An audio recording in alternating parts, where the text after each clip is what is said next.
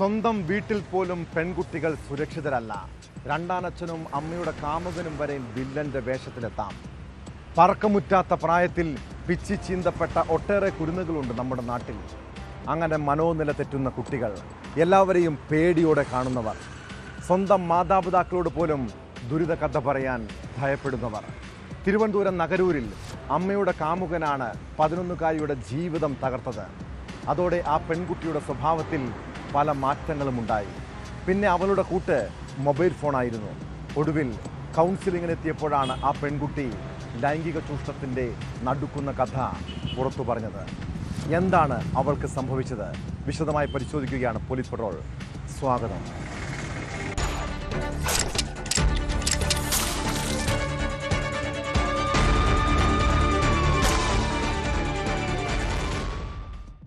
സ്വന്തം വീടുകളിൽ പെൺകുട്ടികൾ ലൈംഗിക പീഡനത്തിന് ഇരകളായ പല സംഭവങ്ങളും പരിശോധിച്ചാൽ അതിൻ്റെ ഉത്തരവാദികൾ അമ്മമാരായിരിക്കും. അവരുടെ വഴിവിട്ട ജീവിതത്തിൽ ബലി കൊടുക്കേണ്ടി വരുന്നത് പറക്കമുറ്റാത്ത കുഞ്ഞുങ്ങളെയാണ്. തിരുവനന്തപുരം നഗരൂരിലെ 11കാരിയെ അമ്മയുടെ കാമുകൻ പീഡിപ്പിച്ച സംഭവത്തെക്കുറിച്ചാണ് പറഞ്ഞു വരുന്നത്. കുട്ടിയുടെ അമിതമായ മൊബൈൽ ഫോൺ ഉപയോഗം ശ്രദ്ധയിൽപ്പെട്ട സ്കൂൾ അധികൃതർ കൗൺസിലിംഗ് നടത്തിയപ്പോൾ അവളെല്ലാം തുറന്നു പറഞ്ഞു.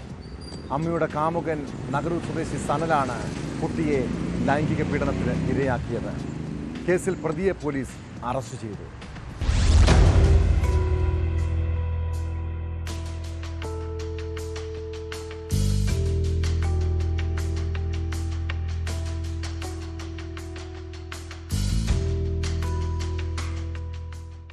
ടോം, 13 വയസ്സുകാരിയെയാണ് അമ്മയുടെ സുഹൃത്തുൾപ്പെടെ ഉള്ളവർ ലൈംഗികമായി ഉപദ്രവിച്ചത്. സഖി എന്ന സംഘടനയുടെ കൗൺസിലിങ്ങിലാണ് ഈ കുട്ടി പീഡന വിവരം പുറത്തു പറഞ്ഞത്. അങ്ങനെയാണ് ഇത് പുറത്തറിഞ്ഞത്. സ്കൂൾ അധികൃതർ നിർദ്ദേശപ്രകാരമായിരുന്നു കുട്ടിയെ കൗൺസിലിങ്ങിന് വിധേയമാക്കിയത്. 5 കേസുകളാണ് തിരുവനന്തപുരം നഗരൂർ പോലീസ് രജിസ്റ്റർ ചെയ്തിട്ടുള്ളത്. കുട്ടിയുടെ മാതാവിൻ്റെ സുഹൃത്തിനെ അറസ്റ്റ് ചെയ്തിട്ടുമുണ്ട്. നഗരൂർ സ്വദേശി സനലാണ് ഈ പീഡന കേസിൽ അറസ്റ്റിലായിരിക്കുന്നത്. കുട്ടിയെ ഉപദ്രവിച്ചിട്ട കൂട്ടത്തിൽ പ്രായപൂർത്തിയാകാത്ത ആൺകുട്ടികളുമുണ്ട്. ഇവർ 4 പേർക്കെതിരെയാണ്, ഈ പ്രായപൂർത്തിയാകാത്ത ആൺകുട്ടികൾ 4 പേർക്കെതിരെയാണ് കേസ് എടുത്തിട്ടുള്ളത്. 3 വർഷമായി കുട്ടിയെ ലൈംഗികമായി പീഡിപ്പിക്കുന്നു എന്ന പരാതിയാണ് ഇപ്പോൾ ഉയർന്നു വന്നിട്ടുള്ളത്. അങ്ങനെയാണ് ഈ സഖിയുടെ കൗൺസിലിങ്ങിൽ കുട്ടി വെളിപ്പെടുത്തിയത്. നമുക്കറിയാം, പത്തനംതിട്ടയിൽ പ്രായപൂർത്തിയാകാത്ത ദളിത് പെൺകുട്ടിയെ നിരവധി പേർ പീഡിപ്പിച്ച സംഭവമുണ്ടായിരുന്നു. അതിന് ഏറെക്കുറെ സമാനമായൊരു സംഭവമാണ് ഇവിടെയും ഉണ്ടായിട്ടുള്ളത്. ഈ പെൺകുട്ടിയുടെ അമിത മൊബൈൽ ഫോൺ ഉപയോഗത്തെ തുടർന്നാണ് മാതാവ് സഖി വൺ സ്റ്റോപ്പ് സെൻറ്ററിൽ നമ്പറിൽ വിവരം അറിയിച്ചത്. 2023 നഗരൂർ സ്റ്റേഷൻ പരിധിയിലാണ് കേസിന് ആസ്പദമായ സംഭവം നടന്നത്. പെൺകുട്ടിയുടെ അമിത മൊബൈൽ ഉപയോഗം വരുന്നു. മാതാവ് ഈ വൺ സ്റ്റോപ്പ് ഈ നമ്പറിൽ അറിയിക്കുന്നു, സഖിയുടെ നമ്പറിൽ അറിയിക്കുന്നു. അങ്ങനെ അവർ നടത്തിയ കൗൺസിലിങ്ങിലാണ് വിവരം പുറത്തു വന്നത്. 2023 ഒരു ദിവസം, വർഷത്തിൽ ഏത് മാസമെന്ന് പറയുന്നൊരു ദിവസം, മാതാവിൻ്റെ സുഹൃത്തായ ഈ പ്രതി പെൺകുട്ടിയുടെ വീട്ടിലെത്തുകയും കുട്ടിയോടൊപ്പം കളിക്കുന്നതിനിടെ പീഡിപ്പിക്കുകയുമായിരുന്നു എന്നാണ് ഇപ്പോൾ പുറത്തു വരുന്ന വിവരം. ഈ വിവരം പെൺകുട്ടി ആ ഘട്ടത്തിൽ ആരോടും പറഞ്ഞിരുന്നില്ല. കൗൺസിലിംഗ് ലഭിച്ച വിവരം സഖി പ്രവർത്തകർ നഗരൂർ പോലീസിന് കൈമാറുകയും പോക്സോ നിയമപ്രകാരം കേസെടുത്ത് അന്വേഷിക്കുകയായിരുന്നു. തുടർന്നാണ് പ്രതിയെ പിടികൂടിയത്. കോടതിയിൽ ഹാജരാക്കിയ പ്രതിയെ ഇപ്പോൾ റിമാൻഡ് ചെയ്തിട്ടുണ്ട്. കൂടുതൽ അന്വേഷണത്തിനായി പ്രതിയെ വൈകാതെ പോലീസ് കസ്റ്റഡിയിൽ വാങ്ങും. മറ്റാർക്കെങ്കിലും ഇതിൽ പങ്കുണ്ടോ എന്ന കാര്യവും പോലീസ് അന്വേഷിക്കുന്നുണ്ട്. പ്രായപൂർത്തിയാകാത്ത 4 പേരുടെ പേരിലും കേസുണ്ട്. അവരെയും വൈകാതെ പോലീസ് കസ്റ്റഡിയിലെടുത്തേക്കും.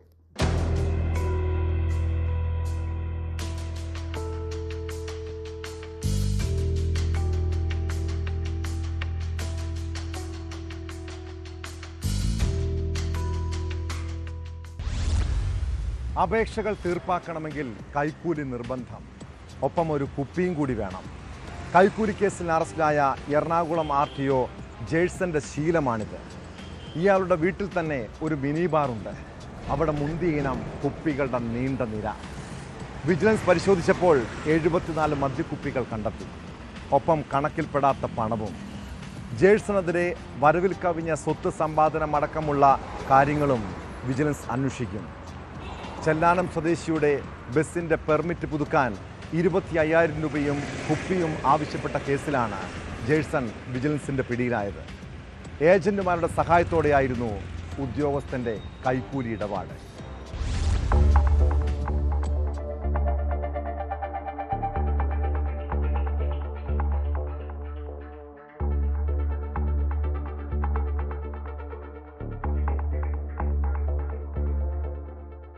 ജേർസന്റെ വീട്ടിൽ നടന്ന 20 മണിക്കൂർ നീണ്ട പരിശോധനയിൽ 74 വില കൂടിയ വിദേശ മദ്യ കുപ്പികളും 64,000 രൂപയും വിജിലൻസ് പിടിച്ചെടുത്തു.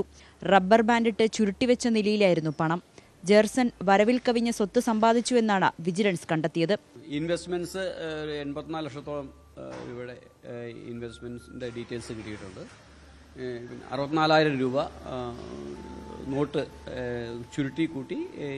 ചുരുട്ടിയിട്ട് റബ്ബർ ബാൻഡ് ഇട്ടിട്ട് 3 കവറുകളിലായിട്ട് കിട്ടിയിട്ടുണ്ട്. പിന്നെ കുറച്ച് ലാൻഡ് പ്രോപ്പർട്ടീസിന്റെ ഡീറ്റെയിൽസ് കിട്ടിയിട്ടുണ്ട്. അത് പരിശോധിച്ച് വരികയാണ് ഞങ്ങൾ. വാളയാറിൽ വിജിലൻസ് ഉദ്യോഗസ്ഥർക്ക് കൊടുക്കാനെന്ന പേരിലും ജേർസൺ പണം പിരിച്ചോ എന്ന് പരിശോധിച്ചു വരുന്നതായി അന്വേഷണ ഉദ്യോഗസ്ഥൻ മധു പറഞ്ഞു. മദ്യക്കുപ്പി പിടിച്ചെടുത്തിട്ടുണ്ട്. അതിന്റെ കണക്കുകൾ നോക്കണം.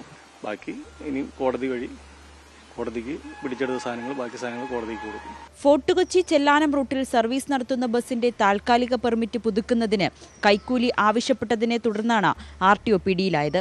കൈക്കൂലിക്കായി 5,000 രൂപയും മദ്യക്കുപ്പിയും വാങ്ങാനെത്തിയ ഏജന്റ് സജിയും രാമപ്പടിയാറിനെയും ബുധനാഴ്ച ഉച്ചയ്ക്കാണ് റീജിയണൽ ട്രാൻസ്പോർട്ട് ഓഫീസിന് മുന്നിൽ വെച്ച് വിജിലൻസ് കസ്റ്റഡിയിലെടുത്തത്. ഇവരെ ചോദ്യം ചെയ്തതിനെ തുടർന്നാണ് RTO ജേർസന്റെ പങ്ക് വ്യക്തമാകുന്നതും. വിജിലൻസ് ഓഫീസിൽ ചോദ്യം ചെയ്യുന്ന ജേർസനെയും മറ്റു പ്രതികളെയും വൈകിട്ടോടെ കോടതിയിൽ ഹാജരാക്കും.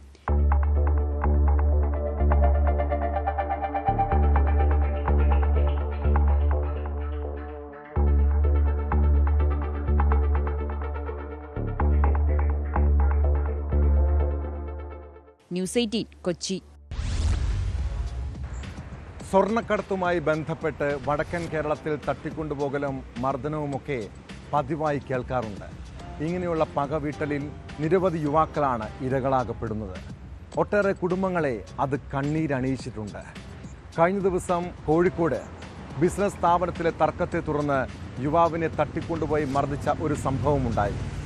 ഓമശ്ശേരി സ്വദേശിയായ ഷബീർ അലിയെ 10 അംഗ സംഘമാണ് മർദ്ദിച്ച് വഴിയിൽ ഉപേക്ഷിച്ചത്. സംഭവത്തിൽ 10 പേർക്കെതിരെ കൊടുവള്ളി പോലീസ് കേസെടുത്തു.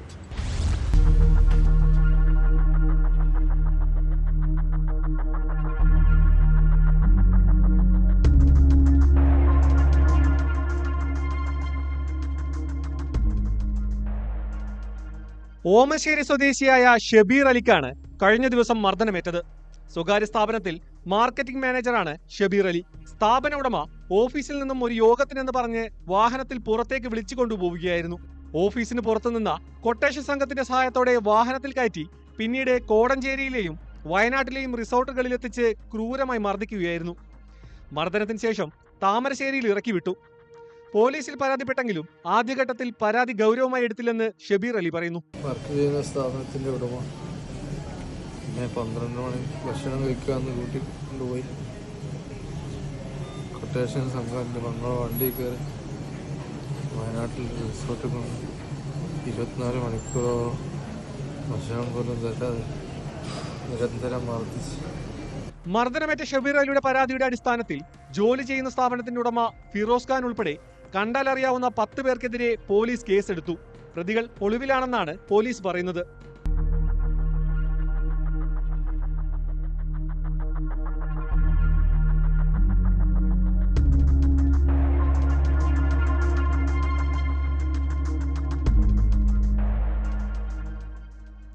ന്യൂസ് 18 കോഴിക്കോട്.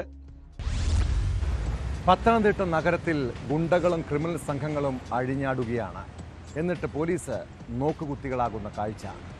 പത്തനംതിട്ട വെട്ടിപ്പുറത്ത് കഴിഞ്ഞ രാത്രി വ്യാപാര സ്ഥാപനത്തിനുള്ളിൽ കയറി ജീവനക്കാരനായ ഇതര സംസ്ഥാന തൊഴിലാളിയെ ആക്രമിച്ചതാണ് ഒടുവിലത്തെ സംഭവം.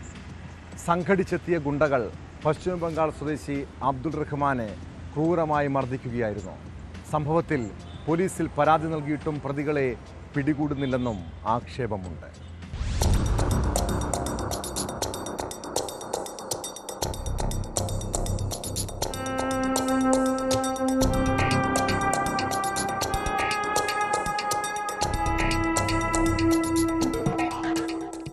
തിങ്കളാഴ്ച ഞായറാഴ്ച രാത്രിയിലാണ് പത്തനംതിട്ട വെട്ടിപ്പുറത്തെ ഹാർഡ്വെയർ ഷോപ്പിലെ ജീവനക്കാരനെ ഗുണ്ടകൾ കടയിൽ കയറി മർദ്ദിച്ചത്. പശ്ചിമബംഗാൾ സ്വദേശി അബ്ദുൾ റഹ്മാനാണ് മർദ്ദനമേറ്റത്.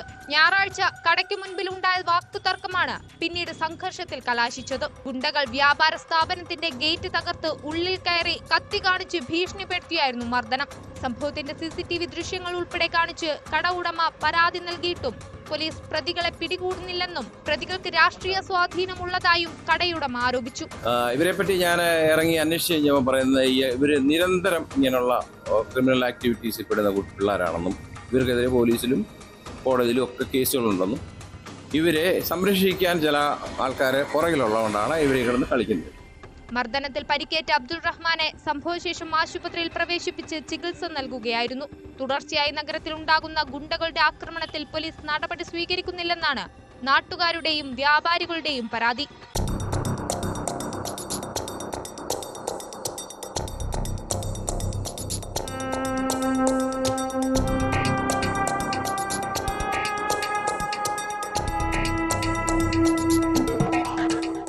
ന്യൂസ് 18 പത്തനംതിട്ട. ആലപ്പുഴ മാമ്പുഴക്കരിയിൽ വയോധികയെ കെട്ടിയിട്ട് ആഭരണങ്ങൾ മോഷ്ടിച്ച കേസിലെ പ്രതികൾ ഒരു കുടുംബത്തിലെ 4ഓളം പേരെന്ന് സൂചന. പരാതിക്കാരിയായ കൃഷ്ണമ്മയ്ക്കൊപ്പം താമസിച്ചിരുന്ന പ്രസീതയുടെ ആൺസുഹൃത്തും കുടുംബാംഗങ്ങളുമാണ് മോഷണത്തിന് പിന്നിലെന്നാണ് പോലീസിന്റെ കണ്ടെത്തൽ. മോഷണ ദിവസം വീട്ടിൽ നിന്നും കടന്നു കളഞ്ഞ പ്രസീതയെ കണ്ടെത്താൻ ഇതുവരെയും കഴിഞ്ഞിട്ടില്ല. മാമ്പുഴക്കരി സ്വദേശിനി കൃഷ്ണമ്മയെ കെട്ടിയിട്ട് 3.5 പവൻ സ്വർണവും 36,000 രൂപയും ATM കാർഡും കൊള്ളയടിച്ചിരുന്നു.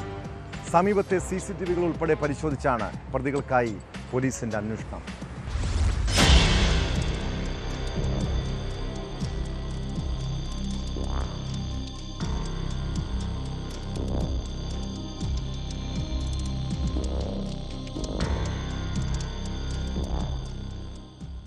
ബാലരാമപുരം സ്വദേശിയായ പ്രസീത, മക്കൾ, ആൺസുഹൃത്ത് എന്നിവർക്ക് മോഷണത്തിൽ പങ്കുണ്ടെന്നാണ് പോലീസിന്റെ കണ്ടെത്തൽ. മോഷണ ദിവസം പുലർച്ചെ പ്രസീതയുടെ വീട്ടിലെത്തിയ രാമങ്കരി പോലീസിന് നേരെ ഇവരുടെ ബന്ധുക്കൾ നായയടക്കം അഴിച്ചുവിട്ട പ്രശ്നമുണ്ടാക്കിയിരുന്നു. പിന്നീട് പ്രാദേശിക പോലീസിന്റെ സഹായത്തോടെയാണ് പ്രസീതയുടെ ആൺസുഹൃത്ത് രാജേഷിനെ രാമങ്കരി പോലീസ് പിടികൂടിയത്. രാത്രി തന്നെ പ്രസീതയുടെ മകൾ ആലപ്പുഴ മാമ്പഴക്കരിയിലെ മോഷണം നടന്ന വീട്ടിനുള്ളിൽ പ്രവേശിച്ചതായാണ് അന്വേഷണ സംഘത്തിന്റെ നിഗമനം. വാതിൽ തുറന്നു നൽകിയത് പ്രസീതയാണ്. പക്ഷേ കൃഷ്ണമ്മയെ അറിയിച്ചില്ല. പുലർച്ചയോടെ മകനും രാജേഷും ഇരുചക്ര വാഹനത്തിൽ വീട്ടിലെത്തി. 2:30 മോഷണം. സംഭവശേഷം ഇവർ എല്ലാവരും ഒന്നിച്ച് തിരുവനന്തപുരത്തേക്ക് മടങ്ങി.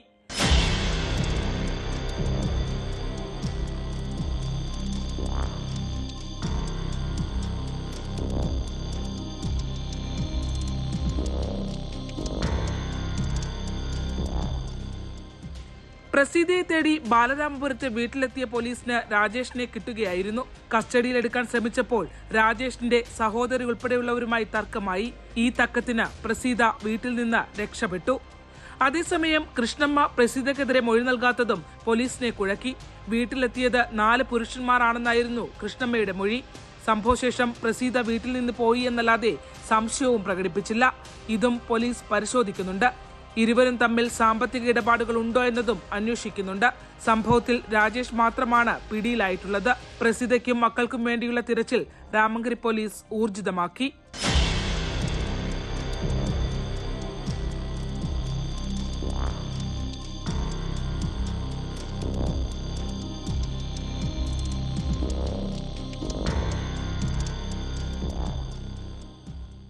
ന്യൂസ് 18 ആലപ്പുഴ. ഓൺലൈൻ വഴി പല രീതിയിലുള്ള തട്ടിപ്പുകൾ അരങ്ങേറുന്നുണ്ട്. ഇങ്ങനെ വിസ തട്ടിപ്പ് സംഘങ്ങളും പുതിയ പരീക്ഷണങ്ങൾ നടത്തുകയാണ്. കാനഡയിലേക്ക് വിസ വാഗ്ദാനം ചെയ്താണ് പാലക്കാട് ഒറ്റപ്പാലത്ത് താമസിക്കുന്ന കോട്ടയം സ്വദേശിയിൽ നിന്നും പണം തട്ടിയത്. ഹരിയാന കേന്ദ്രീകരിച്ച് പ്രവർത്തിക്കുന്ന സംഘമായിരുന്നു തട്ടിപ്പിന് പിന്നിൽ. കേസിൽ സൈബർ പോലീസിന്റെ ഇടപെടലിലൂടെ പരാതിക്കാരന് നഷ്ടപ്പെട്ട പണം തിരിച്ചു കിട്ടിയിരിക്കുന്നു. സൈബർ ക്രൈം പോർട്ടലിന്റെ സഹായത്തോടെയാണ് പോലീസ് പണം വീണ്ടെടുത്തത്.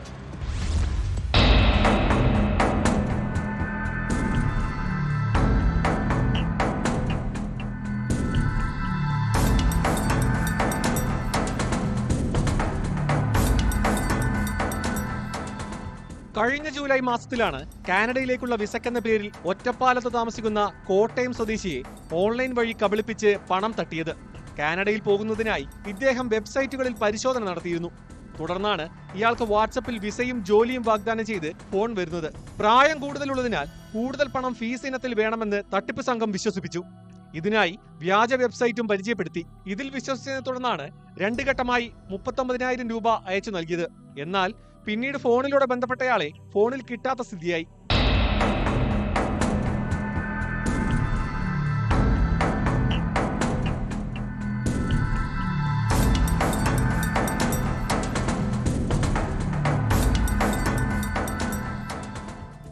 തുടർന്ന് തട്ടിപ്പാണെന്ന് മനസ്സിലാക്കുകയും ഒറ്റപ്പാലം പോലീസിനെ സമീപിക്കുകയുമായിരുന്നു.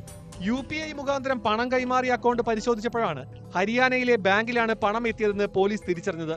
ഇത്രയും തുക അക്കൗണ്ടിലുണ്ടെന്ന് കണ്ടതോടെ national cyber crime reporting portal വഴി ഇടപെട്ട് അക്കൗണ്ട് മരവിപ്പിച്ചു. ഇത് സംബന്ധിച്ച റിപ്പോർട്ട് പോലീസ് കോടതിയിൽ സമർപ്പിച്ചതോടെയാണ് പണം പരാതിക്കാരന് കൈമാറാൻ ഉത്തരവായത്. ഉത്തരവ് ബാങ്കിന് കൈമാറിയതിന് പിന്നാലെ പണം പരാതിക്കാരന്റെ അക്കൗണ്ടിൽ തിരിച്ചെത്തി. കൃത്യസമയത്ത് പരാതി നൽകിയതും പരാതിയിൽ സമയം പാഴാക്കാതെ നടപടി സ്വീകരിച്ചതുമാണ് പണം തിരികെ ലഭിക്കാനിടയാതെന്ന് പോലീസ് പറയുന്നു.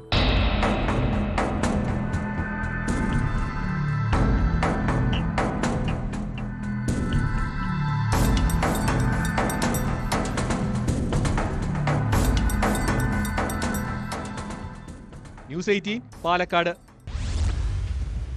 ബംഗളൂരുവിൽ നിർമ്മിക്കുന്ന രാസലഹരിയാണ് യുവാക്കളെയും കുട്ടികളെയും ലക്ഷ്യമിട്ട് കേരളത്തിലേക്ക് എത്തുന്നത്. നൈജീരിയൻ സ്വദേശികളടങ്ങുന്ന സംഘം ഇതിന് പിന്നിൽ പ്രവർത്തിക്കുന്നുണ്ട്. കുക്ക് എന്ന് വിളിക്കുന്ന റെഗ്നാൾഡ് പോളാണ് MDMA നിർമ്മിക്കുന്നതിലെ പ്രധാനി.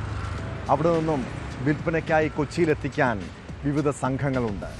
ഏതാനും മാസങ്ങൾക്ക് മുൻപ് അങ്കമാലിയിൽ 15 ലക്ഷം രൂപ വിലമതിക്കുന്ന MDMAയുമായി യുവാവ് പിടിയിലായതോടെയാണ് ഈ കുക്കിനെ കുറിച്ചും ലഹരി മാഫിയ തലവൻ മട്ടാഞ്ചേരി സ്വദേശി ഫൈസലിനെ കുറിച്ചും വിവരം ലഭിച്ചത്. സംഭവത്തിന് ശേഷം ഒളിവിലായിരുന്ന ഫൈസൽ ഒടുവിൽ പിടിയിലായിരിക്കുന്നു. അതിനിടെ തിരുവനന്തപുരം ബാലരാമപുരത്ത് 45 കിലോ കഞ്ചാവുമായി യുവതി ഉൾപ്പെടെ 4 അംഗ സംഘത്തെ പോലീസ് അറസ്റ്റ് ചെയ്തു.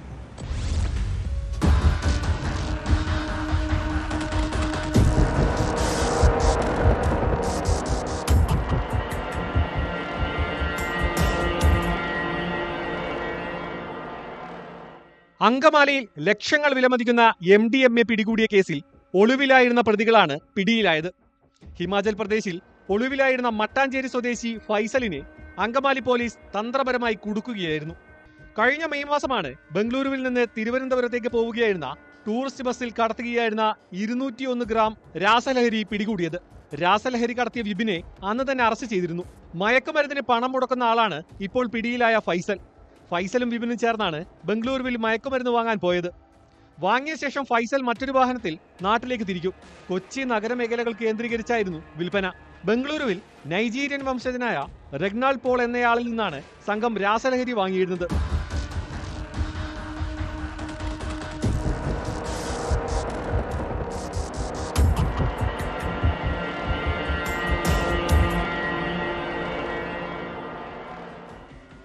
വർഷങ്ങൾക്ക് മുമ്പ് സ്റ്റുഡന്റ് വിസയിൽ ഇന്ത്യയിലെത്തി വിസയുടെ കാലാവധി കഴിഞ്ഞ ശേഷവും ഇവിടെ തുടരുകയാണ് റെഗ്നാൾഡ് പോൾ. ഇയാളാണ് സിന്തറ്റിക് ലഹരി നിർമ്മിച്ചിരുന്നത്. കുക്ക് എന്ന പേരിൽ അറിയപ്പെട്ട നൈജീരിയൻ വംശജനെ സാഹസികമായി അങ്കമാലി പോലീസ് ബംഗളൂരുവിലെ താവളത്തിലെത്തി കീഴടക്കി കേരളത്തിലെത്തിക്കുകയായിരുന്നു. അതിനിടെ തിരുവനന്തപുരം ബാലരാമപുരത്ത് 45 കിലോ കഞ്ചാവുമായി 2 യുവാക്കൾ പിടിയിലായി. നരുവാമൂട് വീട് വാടകയ്ക്കെടുത്ത് കഞ്ചാവ് വിൽപ്പന നടത്തിയിരുന്ന പ്രാവച്ചമ്പലം സ്വദേശി റഫീഖ്, ഇയാളുടെ ഭാര്യ സഹോദരൻ ഷാനവാസ് എന്നിവരെ ഷാഡോ പോലീസാണ് അറസ്റ്റ് ചെയ്തത്.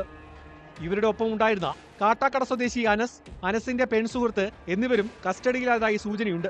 വിശാഖപട്ടണത്തിൽ നിന്ന് 45 കിലോ കഞ്ചാവുമായി 2 പേർ മണക്കാട് ഭാഗത്തെത്തിയതായി ലഭിച്ച രഹസ്യ വിവരത്തിന്റെ അടിസ്ഥാനത്തിലായിരുന്നു പോലീസിന്റെ പരിശോധന.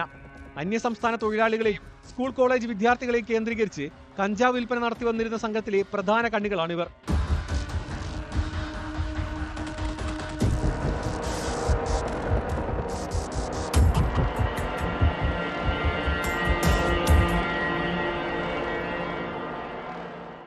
ന്യൂസ് 18 കൊച്ചി തിരുവനന്തപുരം. വിമാനത്താവളത്തിൽ പോയി ബോംബെന്ന വാക്ക് പറയുമ്പോൾ സൂക്ഷിക്കണം. അത് തമാശയാണേലും 8ന്റെ പണി കിട്ടുമെന്ന് ഓർത്തോളൂ. വെറും തമാശയായി പറഞ്ഞ ഒരു ബോംബ് കഥയാണ് കോഴിക്കോട് സ്വദേശി റഷീദിൻ്റെ യാത്ര മുടക്കിയത്. നെടുമ്പാശ്ശേരി വിമാനത്താവളത്തിൽ വെച്ച് കസ്റ്റംസ് ഉദ്യോഗസ്ഥൻ ലഗേജിൽ എന്താണെന്ന് റഷീദിനോട് ചോദിച്ചു. അതിൽ ബോംബാണെന്ന് തമാശയായി പറഞ്ഞതോടെ യുവാവിന് പിടിവീണു. പിന്നാലെ കേസും അറസ്റ്റുമായി. ഒടുവിൽ യാത്രയും മുടങ്ങി.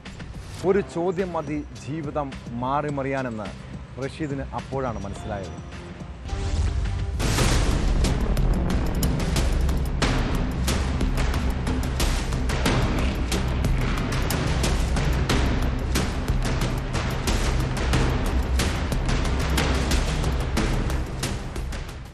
കഴിഞ്ഞ ദിവസം രാത്രി 11:30 കോലാലംപൂരിലേക്കുള്ള തായ് എയർ വിമാനത്തിൽ യാത്ര ചെയ്യാൻ നെടുമ്പാശ്ശേരിയിൽ എത്തിയതായിരുന്നു കോഴിക്കോട് സ്വദേശി റഷീദ്.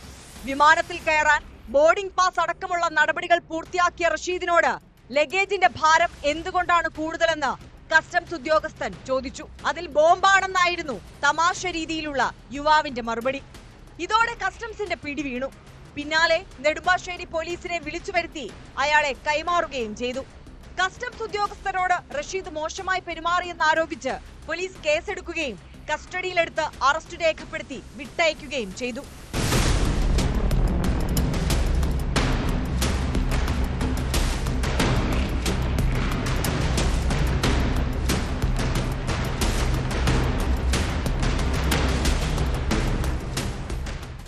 ലഗേജിൽ നിശ്ചിത തൂക്കത്തിലേറെ സാധനങ്ങൾ ഉണ്ടെങ്കിൽ അവ ഒഴിവാക്കാൻ നിർദ്ദേശിക്കുന്നതിനാണ് ലഗേജിൽ എന്തൊക്കെയാണെന്ന് ജീവനക്കാർ ചോദിക്കുന്നത്.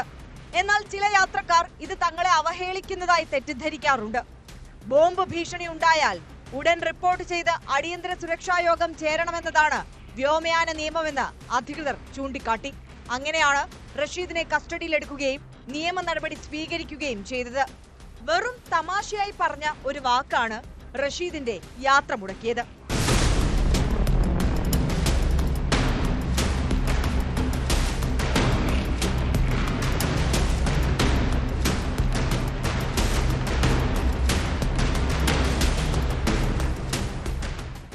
ന്യൂസ് 18 കൊച്ചി. നാവികസേനയുമായി ബന്ധപ്പെട്ട വിവരങ്ങൾ പാക് ചാര സംഘടനയ്ക്ക് കൈമാറിയ കേസ്. മാസം വെറും 5000 രൂപ പ്രതിഫലത്തിനു വേണ്ടി സ്വന്തം രാജ്യത്തെ ഒറ്റുകൊടുത്തവരിൽ മലയാളിയുമുണ്ട്. പാകിസ്ഥാനിലെ ചാരവനിത ഹണി ട്രാപ്പിൽ കുടുക്കിയാണ് തന്ത്രപരമായ രഹസ്യങ്ങൾ ഇവരിൽ നിന്നും ചോർത്തിയത്. 3 വർഷം നീണ്ട അന്വേഷണത്തിനൊടുവിലാണ് മലയാളി ബന്ധവും പുറത്തുവന്നത്. വിശാഖപട്ടണം ചാരക്കേസിൽ മലയാളി ഉൾപ്പെടെ 3 പേർ അറസ്റ്റിലായിരിക്കുന്നു. കൊച്ചി സ്വദേശി PR അഭിലാഷിനെ കൊച്ചിയിൽ നിന്നാണ് NIA സംഘം പിടികൂടിയത്.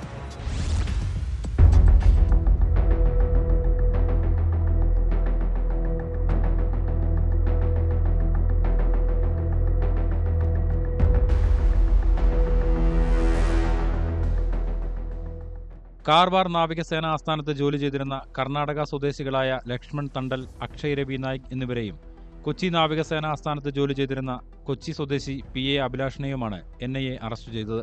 നാവികസേനയുടെ സുപ്രധാന വിവരങ്ങൾ പാക് ചാരസംഘടനയ്ക്ക് കൈമാറുകയും അതിന് പണം കൈപ്പറ്റുകയും ചെയ്തെന്നാണ് NIAയുടെ കണ്ടെത്തൽ. കേസിൽ ഇതോടെ അറസ്റ്റിലായവരുടെ എണ്ണം 8ആയി. 3 വർഷമായി NIA നടത്തുന്ന അന്വേഷണത്തിന്റെ ഭാഗമായാണ് ഈ അറസ്റ്റും. 2021 ജനുവരിയിൽ Andhra counter intelligence cell register ചെയ്ത കേസ് 2023 NIA ഹൈദരാബാദ് യൂണിറ്റ് ഏറ്റെടുക്കുകയായിരുന്നു. ഒളിവിൽ കഴിയുന്ന പാക് സ്വദേശി മീർ ബലാജ് ഖാൻ, അറസ്റ്റിലായ ആകാശ് സോളങ്കി എന്നിവരെയാണ് പ്രതി ചേർത്തത്.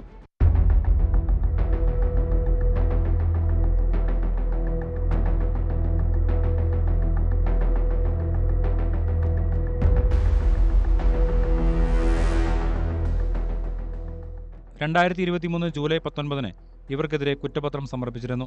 2023 നവംബർ 6 അനുബന്ധ കുറ്റപത്രത്തിൽ മൻമോഹൻ സുരേന്ദ്ര പാണ്ഡെ, ആൽബൻ എന്നിവരെയും പ്രതി ചേർത്തു. ആൽബനെ NIA അറസ്റ്റ് ചെയ്തിരുന്നു. പക്ഷേ ഇതിൽ കൂടുതൽ ആളുകൾ ഉൾപ്പെട്ടിട്ടുണ്ട് എന്ന് കണ്ടെത്തിയതിനെ തുടർന്ന് വീണ്ടും അന്വേഷണം നടത്തുകയായിരുന്നു. ഒളിവിൽ കഴിയുന്ന മുഖ്യപ്രതി പാക് സ്വദേശി മീർ ബലാജ് ഖാനെ ഇതുവരെയും പിടികൂടാൻ കഴിഞ്ഞിട്ടില്ല.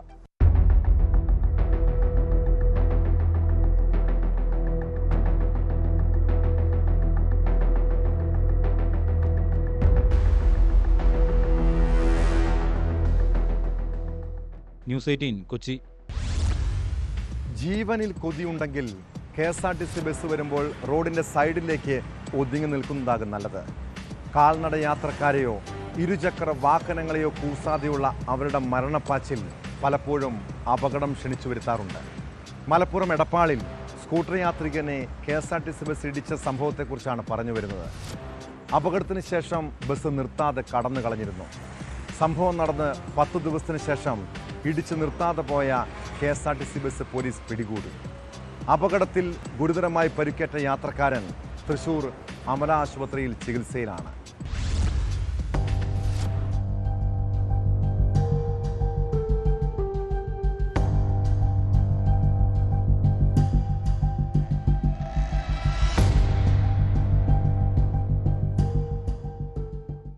ഇക്കഴിഞ്ഞ 10-ന് സംസ്ഥാന പാതയിൽ എടപ്പാൾ കണ്ണഞ്ചിറയിൽ വെച്ചാണ് അപകടമുണ്ടായത്. ആലുവയിൽ നിന്ന് കോഴിക്കോട്ടേക്ക് പോവുകയായിരുന്ന ബസ് മുന്നിൽ പോയിരുന്ന സ്കൂട്ടറിൽ ഇടിക്കുകയായിരുന്നു. സ്കൂട്ടർ യാത്രികനെ ഇടിച്ചു വീഴ്ത്തിയ ശേഷം നിർത്താതെ പോയ KSRTC ബസ് 9 ദിവസത്തിന് ശേഷമാണ് പോലീസ് കണ്ടെത്തിയത്. ആലുവ ഡിപ്പോയിലെത്തിയാണ് ബസ് ചങ്ങരകുളം പോലീസ് കസ്റ്റഡിയിലെടുത്തത്. അപകടത്തിൽ തെറിച്ചു വീണ കോലളമ്പ് സ്വദേശി കുഞ്ഞാലി ഗുരുതരമായി പരിക്കേറ്റ് തൃശൂർ അമല ആശുപത്രിയിൽ വെന്റിലേറ്ററിലാണ്.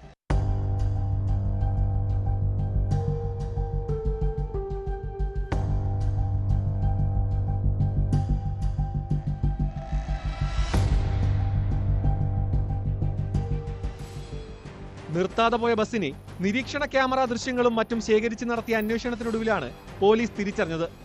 നിരവധി CCTV ക്യാമറകൾ നിരീക്ഷിച്ചാണ് പോലീസിന് ബസ് കണ്ടെത്താൻ കഴിഞ്ഞത്. സംഭവത്തിൽ ഡ്രൈവർക്കും ജീവനക്കാർക്കുമെതിരെ പോലീസ് കേസെടുത്തിട്ടുണ്ട്. അപകടം നടന്നത് അറിഞ്ഞിട്ടില്ലെന്നാണ് ഡ്രൈവറുടെ മൊഴി. എന്നാൽ സ്കൂട്ടറിൽ ഇടിച്ചത് അറിഞ്ഞിട്ടും ബസ് നിർത്താതെ പോയതാണോ എന്ന് പോലീസ് അന്വേഷിക്കുന്നുണ്ട്.